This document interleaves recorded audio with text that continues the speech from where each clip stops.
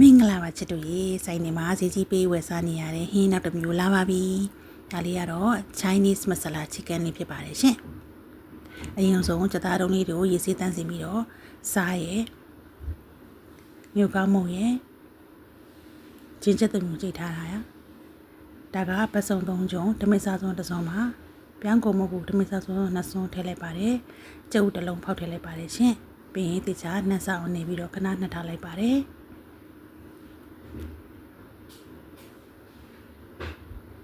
ဒီဘက်မှာလည်းဗာဒန်စီကိုရေစိမ်ပြီးတော့အကုန်ခွာထားတာဖြစ်ပါတယ်ရှင်ဗာဒန်စီ15စီးလောက်ရဲ့ကြက်သွန်ကြီးထည့်ပြီးတော့ရေထည့်ပါတယ်ပြီးရင်တော့အခုလိုမျိုးလေးညှက်နေအောင်ချိန်ထားလိုက်ပါတယ်ရှင်ကြက်သားလေးနှစ်ထားရပြီဆိုရင်တော့ဒီတုံးချင်းစီကိုယူပြီးတော့ကြော်လိုက်ပါတယ်ရှင်ဒီကြက်သွန်ကြီးလေးကတော့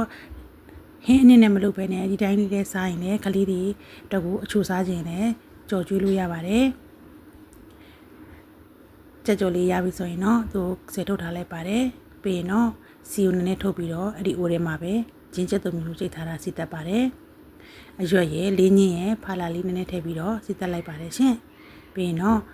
ကြက်သွနီရဲလာပြီဆိုရင်တော့ခုနကချိန်ထားတဲ့အနစ်ထည့်ပါတယ်စားစနွင်းမြုပ်သီးမုံစီတာမုတ်လေးနည်းနည်းလေးထည့်ပါတယ်ရှင်ပြီးရင်တော့မဆလာနှံပြောင်းအောင်ရေထည့်ပြီးတော့5 မိနစ်လောက်တည်ထားလိုက်ပါတယ်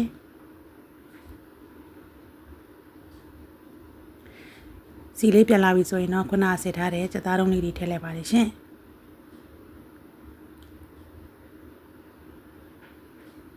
ပြီးရင်တော့ရေထည့်ပြီးတော့